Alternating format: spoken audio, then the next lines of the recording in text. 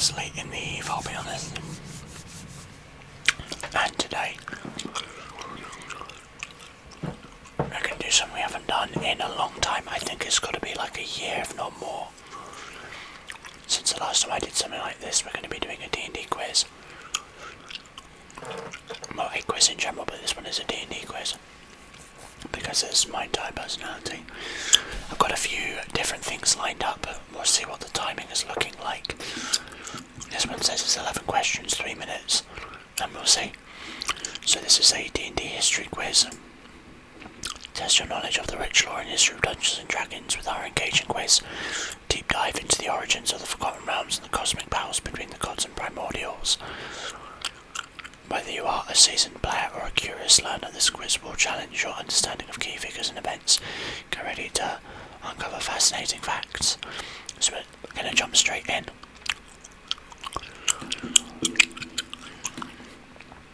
So, very first question is, what are the names of the first two children of Ao the Overgod?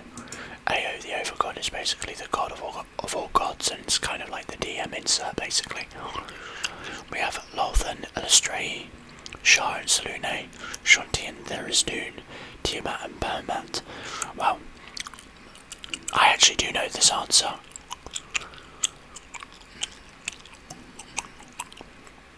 Or at least what should be the answer. Lothan and Elestrae, that doesn't make any sense because Elestrae, is Lot's daughter. Shanti and Therisdune. Shanti came after Shar and Selûne, and Therisdune is an elder evil. Tiamat and Bahamut may...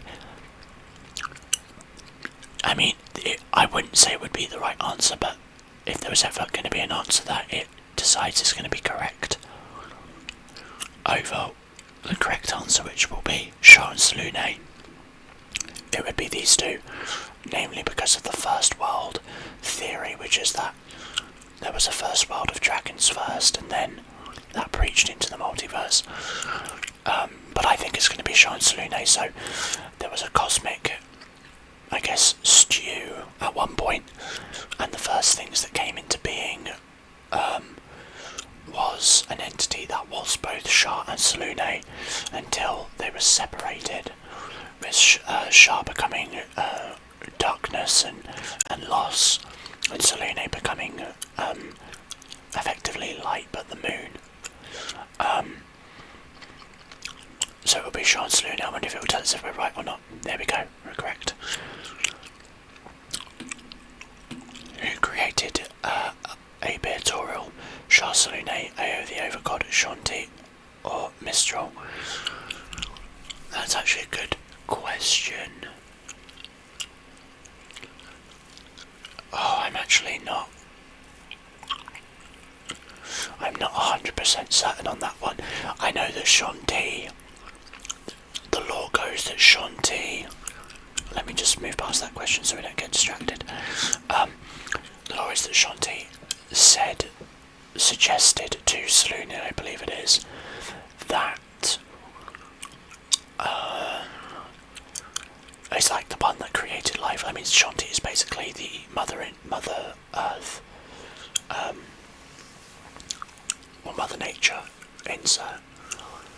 She's the one that suggested bringing life to and like creating people and creating life on Abertorial. But as to who created it, I don't think it was Mistral. I don't believe it was Mistral. Mistral was the weave, but I could be wrong there.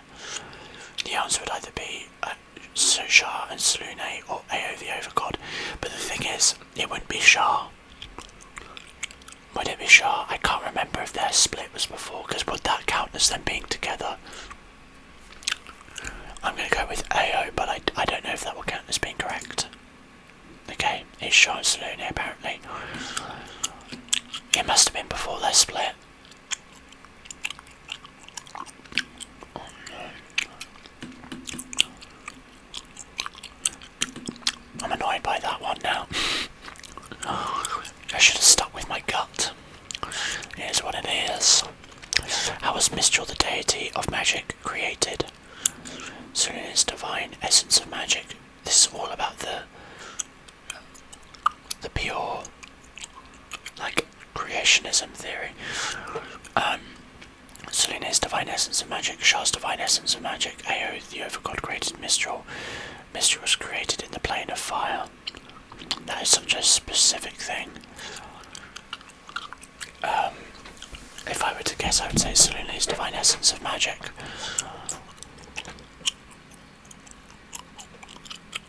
Oh shit, I actually don't know if Ao created Mistral. Well, my history is actually not as good as I thought it would be. I mean, it's not going to be Shah, I don't think. No, it's got me doubting it. But that is such a specific answer. I'm toying between these two. I wonder if there's anyone in the comments that, or anyone that's watching that actually knows this answer. There we go. I had a feeling it was her that created it. Or created her. Because Selene is like basically the first god, if you will. Who created the Feywild and the Shadowfell.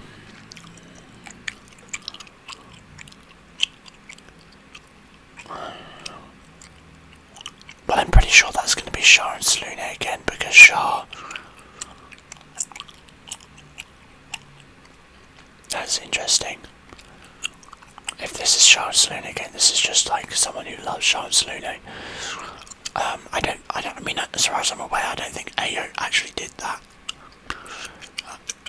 I don't believe Shanti was involved either. The only other answer would be the Primordials, and I don't agree. Okay, fair enough. I don't know how that's the case. I guess I'd have to look that up. It makes sense that there would be a third. Oh, whoops, a third. Selene and Shah answer. The Dawn War was set between what two factions?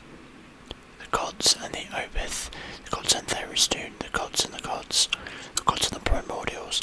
I'm going to guess it's the gods and the Primordials, but I don't know for certain. There we go.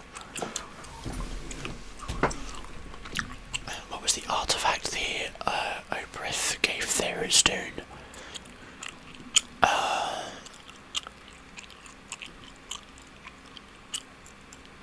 I don't know. I don't know this bit of history. Would it be elemental chaos? I don't know, I don't think so. Pure evil, but elemental chaos seems right. I should have gone with pure evil. Who led the Primordials during the Dawn War? Absolutely no idea. Miska is a demon, isn't he? That feels right though. There we go. Maybe Miska isn't a demon, maybe he is an elemental or a elder evil. Who defeated Miska and the Queen of Chaos at the Battle of Pesh?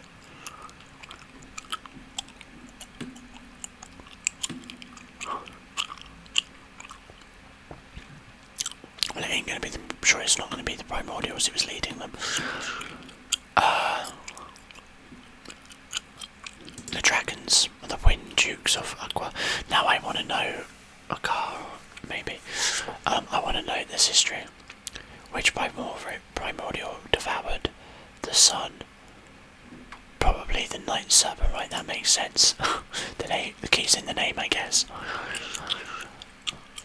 Who was the primordial that aided the gods? Yeah, I was going to say it isn't the guy. It isn't the two that have been named already, and it's definitely not the guy called the Lord of Terror, Optau, who became the patron deity of Chult. I mean, I would guess Shanti, but I don't think that's right. Yeah, there you go. 6 out of 11, not great. Better than half. But there you go. I did not know some of those things. I'm going to set up the next one.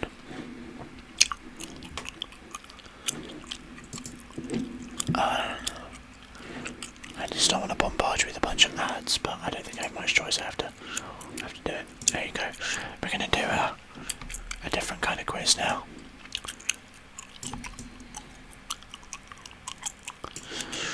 We're going to do some test your knowledge of Dungeons and Dragons. 10 questions. Let's give it a go. This should probably be a lot easier. I like that lore one. That made me think. Maybe I'd like to do more lore questions, more quizzes.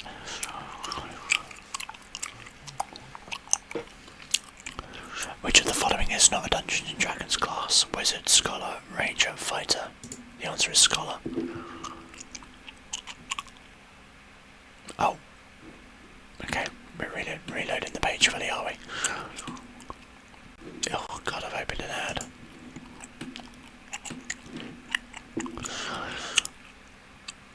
Okay, it's done it again. Oh, because I haven't. I get it. I get it now. It started the quiz, that was the issue. Next question.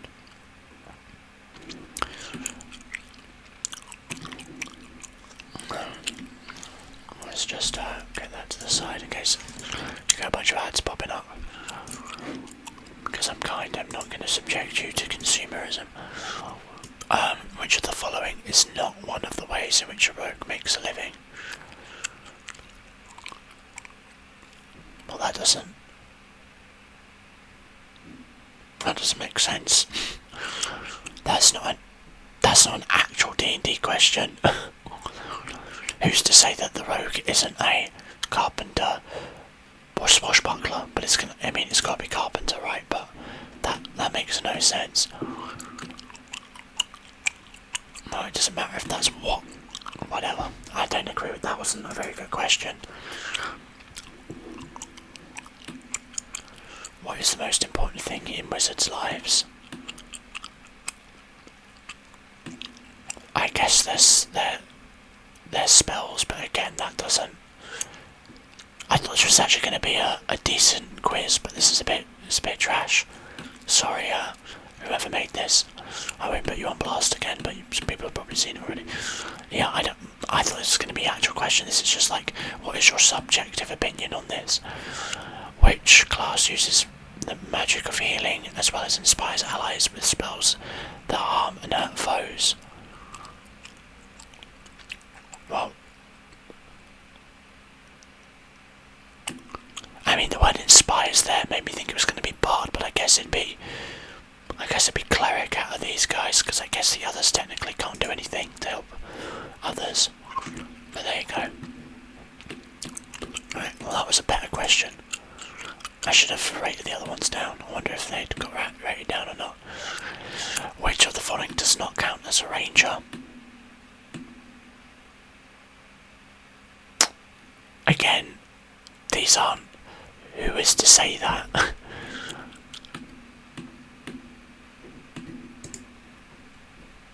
I mean, I guess Raider, but I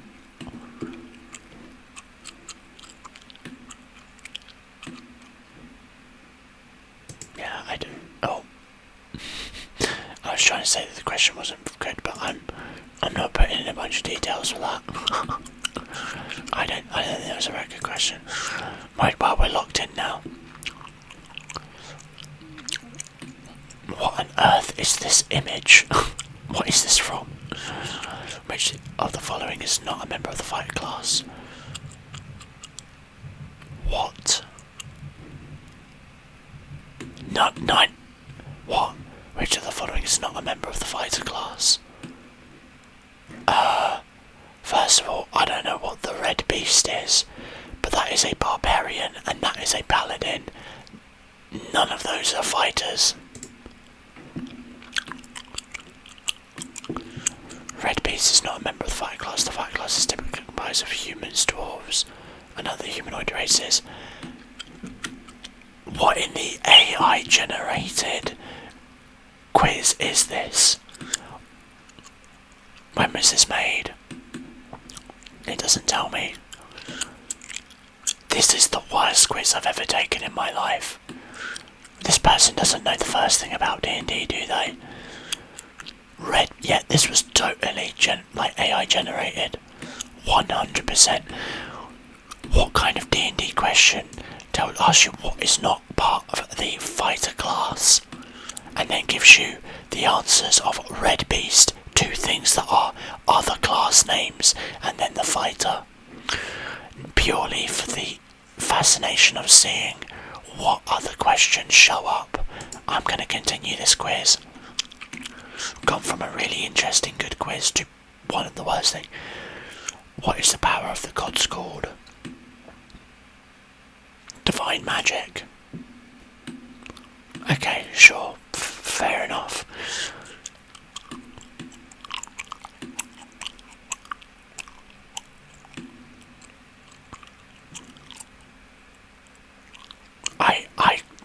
I just don't believe that this wasn't something written by ChatGPT. Like, something here is just telling me that this was AI. 100%. I'd bet my money on it. Not a lot though, because I actually don't want to lose money. In case I'm wrong. What is considered the most diverse class in the world of Dungeons and Dragons? Well, this one. Well, this one will tell a story, because the answer here is fighter. The answer is fighter, and if it's anything else, I don't know, rogue could be in there, but I would say it's fighter. Fair enough.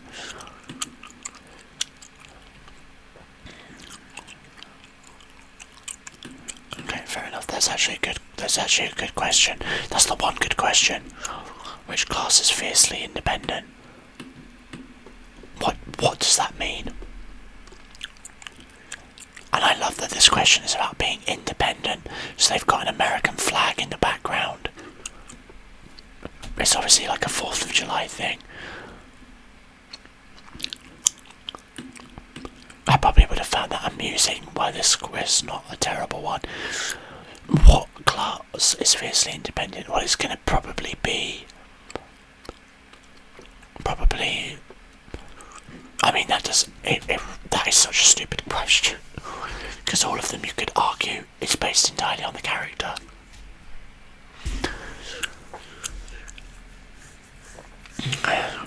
But I'm gonna guess Ranger, because they're a, like, lone wanderer. It won't be if it says Rogue. I don't know, I think that's BS. Correct, the correct answer is Ranger. Okay. I mean, it's not though, so I don't know what that really means. Clerics are known as such and such, pursuing the goals of their deities. Magic brothers, divine agents, mortal agents. No, mortal agents, golden messengers, and then we've got bishop here. Mortal agents, okay, well, I mean, no D&D book ever